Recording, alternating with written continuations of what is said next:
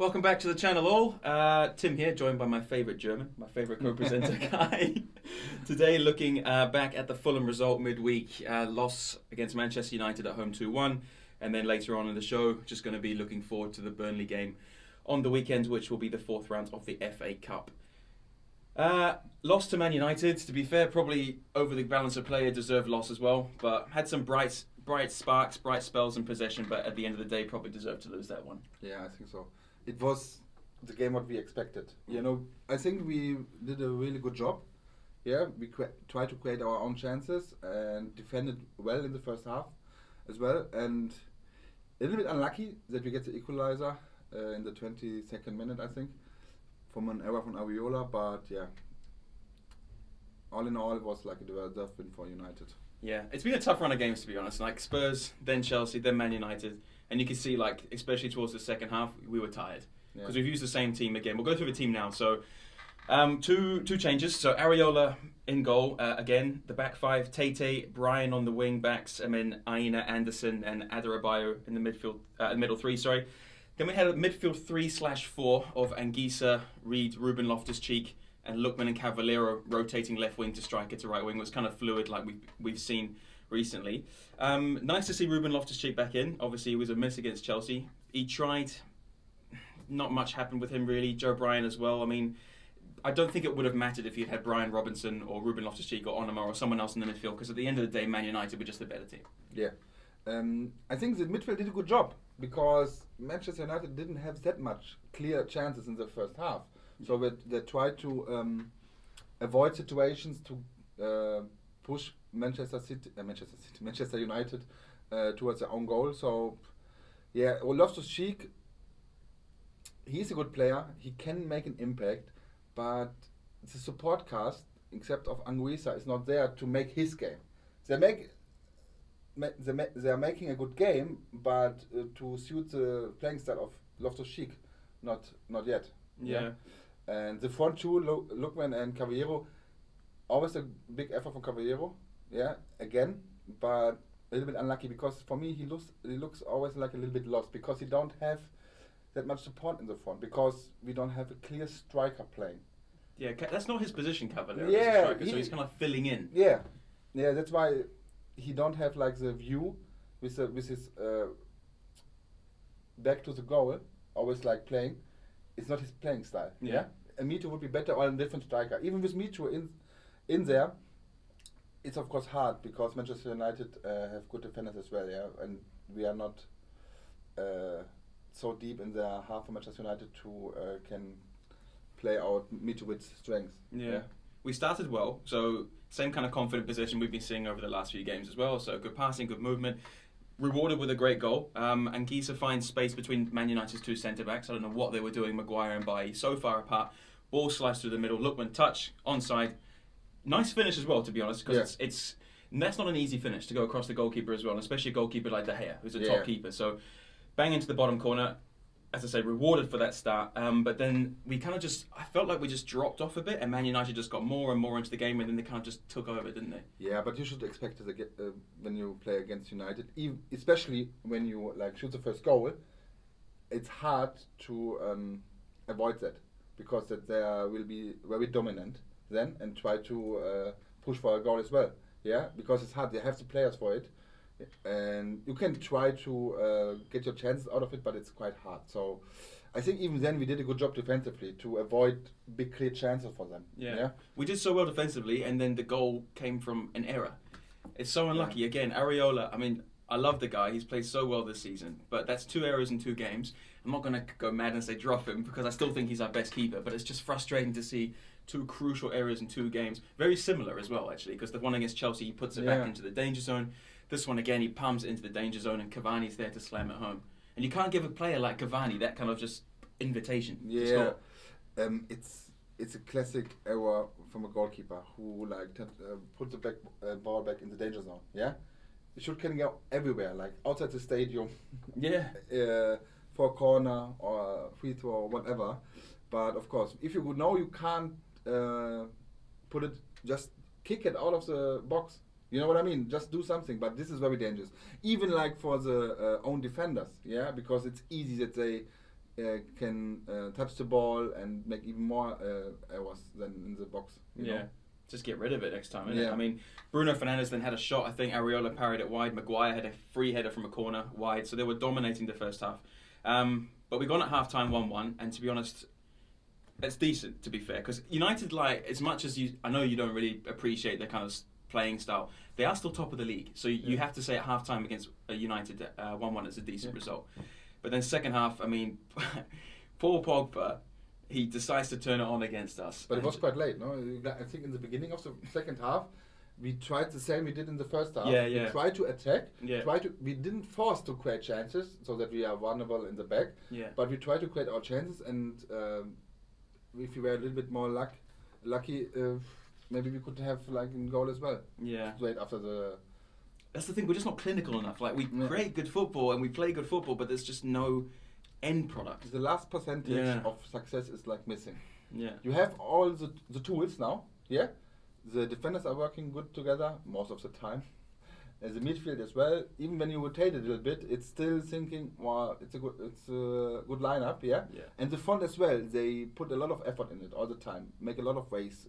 Caballero. Even I know a lot of people think they don't deserve the starting spot, but I think he does a lot for the team. Of course, the goals are missing. That's the most important thing.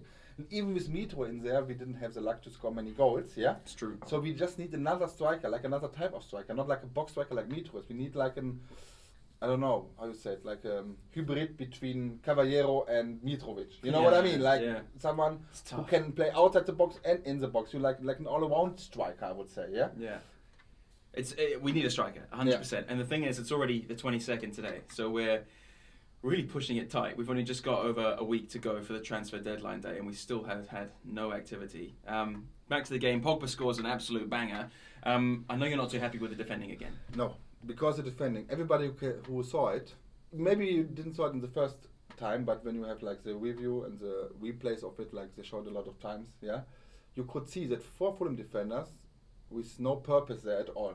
They're just standing and watching Pogba.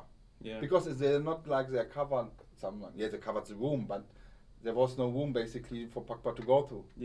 So they're just watching him, and you can even see that Pogba sees it, what they're doing, so he can take a step back to make a better position for himself to make a proper shot. Of course, it was a banger. Not everybody can score a goal like this. But how many goals did Pogba score this? Pogba, fucking score this season from outside the box with a shot like this? I think 100%. All of his goals are outside. All of his goals are like, so you know it. So attack him, because don't be afraid that he can maybe pass you, because it's like very unlikely that he will. Because there are 4 players who are covering nothing, just watching Pogba with the ball. And then he put a bang out, of course, class.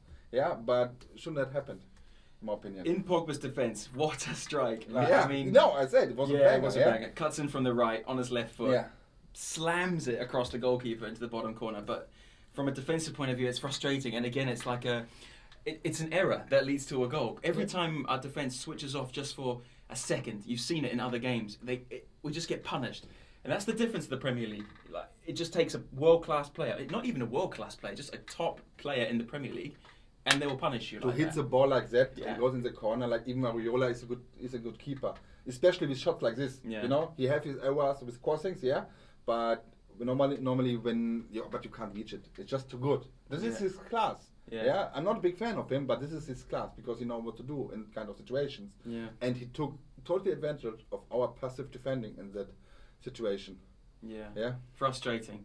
We had probably one more chance. Ruben Loftus-Cheek got played through towards the end, and then De Gea saved it. But I mean, that was about it really. After the Pogba goal, it was just kind of dominance from Man United. But even then, I was a little bit impressed with our reaction because we didn't just sit back and wait till the game be over.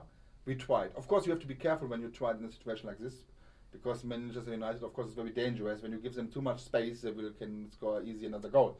But we tried to, with a good balance, I think. We had like 1 or 2 chances, and sometimes it just takes 1 or 2 chances to win the game or to make an equalizer, you know, even late in the game. So this is what we tried. Of course, not successful, but you can't say that we didn't try to win or to get out with a point. A funny stat, well, not a funny stat, an unbelievable stat before the game was that we had taken the lead in the last 40 games, well, the last 40 games, sorry, that we've taken the lead, we haven't lost. So we won 34 and drawn 6. So when Lookman scored early on, I think every Fulham fan was like, oh my God, like, we're not going to lose. Yeah. But the stat was broken, unfortunately, obviously. But just to touch on that, that is seriously impressive. 40 games scoring first and not dropping any points at all. Yeah, but this is a reward of our playing style. Yeah. And of course, a few of these games were still in championship. Yeah. Yeah, of course. And there we played a lot of our playing style was more possession based. Yeah. So when you know how to play this style of football, it's easy to defend the lead. Yeah. Because the other team has to react to your lead. You know what I mean? So then you can try to do your possession game and still try to make goals because the space is there for them. Yeah, of course it's impressive. Yeah, it's impressive. But now with that loss though, and Burnley's result last night, the one at Anfield, fuming, mate. Burnley goes 7 points clear of us, and Brighton are 5 points clear of us. We have the game in hand on Brighton, but I'm just a bit worried, mate, because I want to ask you as well. Like we're halfway through the season now, so we played 18 games. So one more game, and we're going to be halfway through. We've won twice, 2 wins out of 18 games, and we can sit here and say, yeah, we play good football. We're in games. We're losing by 1 goal here and 1 goal there, and getting a draw here, but we're not winning games. You have to win games in this division to survive. Of course, that's the most important thing. But even more important is that you improve your football, that you learn from your losses, and Fulham definitely did that from the beginning of the season. When you see a chart like it's going up, how you play. Of course, you don't win games maybe that much right now, but when you trust the process, the wins have to come. Yeah. And will come, especially against like teams like Burnley, Brighton, Newcastle, Sheffield. Again, you know what I mean? Yeah. And if you only, to be honest, if you only win the next till the end of the season, like 6 games against the relegation battle teams, you will stay in the league. Yeah. In my opinion. Yeah. Crucial next game. Yeah. No, that is my opinion. Then you can stay in the league. Yeah. Because how we play football and how we act out of like when we're trailing, like against the Spurs, you know, or how we try to even attack when we are like 1 less man on the field against Chelsea. Of course we lost, but these are top 4 teams, or at least 2 of them. No, top of the champions. But you know what I mean? Yeah. So it's hard to even score a goal against teams like this. Yeah, 100%. Yeah. So I'm totally confident that we will stay in the league. Well, the next game is Brighton away. In the league, sorry. Obviously got FA Cup on the weekend, but Brighton away and West Brom away. 2 massive games. The thing is, if we beat Brighton, then we'll still have a game in hand, obviously, because they'll play 1, we'll play 1, and we'll only be 2 points behind with the game in hand. And then we play West Brom away. So if we win these 2 games, we can really say we're back in it. If we lose these 2 games coming up, I really fear for us. And the thing is, I remember you saying a little while ago, a few episodes ago, you saying that the games against Brighton and Burnley and West Brom are going to be tougher because we'll make the play. Yeah. And we haven't actually played like that much this season. Do you think that's going to be the case? The thing is, we can't play like this. Yeah. It's not like we have to switch to our playing styles like from today to tomorrow. Yeah. We know how to play like this because we did it like in our unbeaten 40 games won when we shot the first goal. So we know how to play like this, you know? And then it's crucial that we have a striker for that. Yeah. To be in the box, to wait for the crossings, to do something with it. Because then we will have the opportunity to do it even more often and not always like react to the other team's playing style and maybe on counter-attacks because it's a different style. But when they are sitting deep in their own half all the time, we know how to play these teams. Yeah. Yeah, because to be honest, on the paper, Burnley, Sheffield, Brighton have like kind of championship calibers squad as well. Of course, they deserve to be in the Premier League, but just saying. Same as us. Yeah, just saying. You can play these games like you played in the championship. Yeah. You know? Yeah. And you dominate those games. What I worry about though is that the last 3 games we've had no pressure on us, so no one expected us to get any points. Yeah. So we've been playing with no pressure, and you can see like we're enjoying it and trying. Now the pressure is massively on this team, and when you say we have no striker, there's massive pressure to score goals. I don't know. I just get worried. I really hope we go to Brighton and just put in a performance to win the game.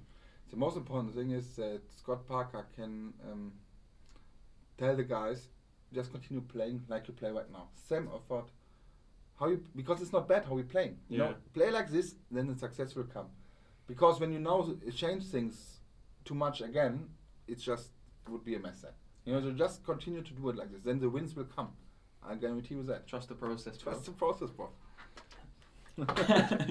So on the weekend, like we say, we are changing to the FA Cup fourth round. It's nice to be in the FA Cup, to be honest. Yeah. And it's a winnable game. We're playing Burnley, so obviously they're on a massive high, but they're going to be massive amounts of rotation. For them, for us as well, expect to see lots of changes because we've just played so much football in the space of a week against 3 top teams. Yeah. The players will be exhausted.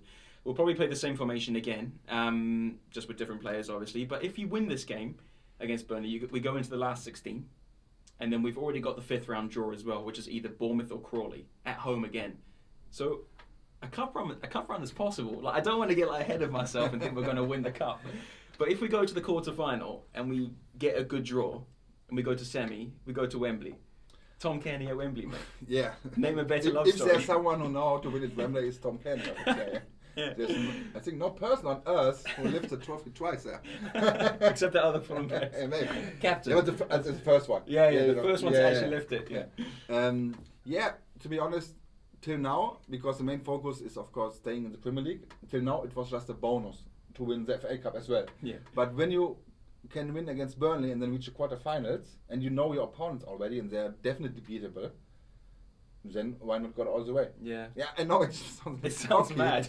Cocky, but it's a cup. It's an FA Cup. Everything's possible. Anything can happen in the cup. And exactly. especially at the top 10 in the Premier League, they're fighting for every place, like European places, you know, Champions League places. So maybe even later, you could say they're not competing for the FA Cup too much anymore. So maybe they will trade as well when you maybe play against like a top team. Yeah.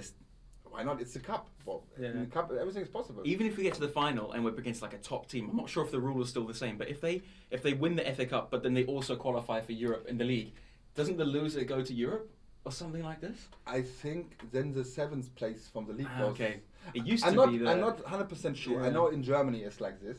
The 7th place or the? It was like that. The runners up will be then, but it was like even a 2nd division team with Union Berlin someday. Yeah. Alemannia Aachen went to Europa League. Yeah. And they changed it. So if the winner has already qualified for the European competition, then an extra spot in the table gets in. Yeah. I don't know how it's here. Honestly, yeah, we have I need to check that. Because I mean, next season if we can talking way right, yeah, we're gonna win the cup, right?